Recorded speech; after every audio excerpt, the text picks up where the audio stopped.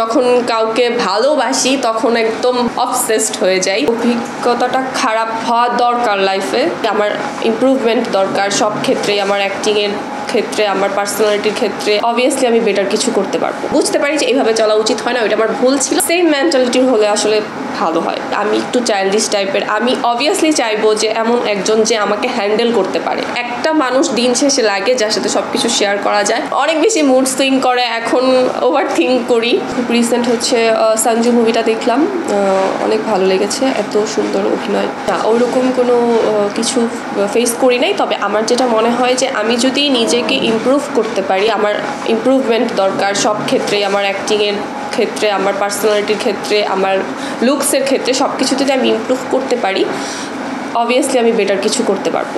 আমি ব্যক্তিগত জীবন সম্পর্কে কিছু বলতে চাচ্ছি। খারাপ বলবো না, কারণ হচ্ছে অভিজ্ঞতাটা খারাপ হওয়া দরকার লাইফে।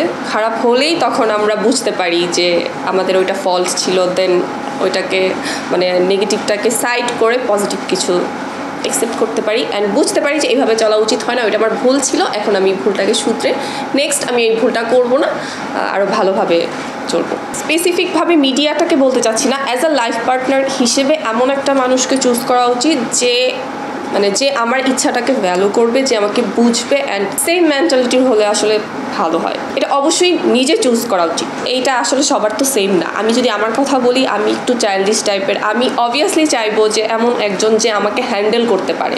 মানে প্রত্যেকটা মেয়ে তার প্রফেশনাল লাইফে যতটাই সাকসেসফুল হোক ওইটা আসলে ম্যাটার করে না, বাট একটা মানুষ দিন শেষে লাগে যার সাথে সব কিছু শেয়ার করা যায়, বলা যায়, একটা ছায়া লাগে।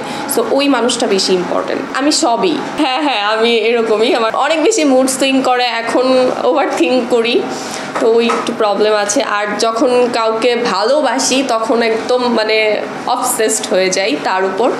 তো ওই জিনিসটা হ্যান্ডেল করতে পারবে এরকম একজন মানুষ প্রয়োজন। ওভার থিঙ্ক মানেই তো ওভার। আমি জব করছি, আমি ডিজিটাল মার্কেটিং একটা ফ্যাশন হাউসে আছি। আর জবের পাশাপাশি আমি অ্যাক্টিংও করছি, যখন সুযোগ পাই অ্যাক্টিংটা করছি। তো এইভাবেই চাচ্ছি যে দুটোকে ব্যালেন্স করে যতটুকু করা যায় করছি।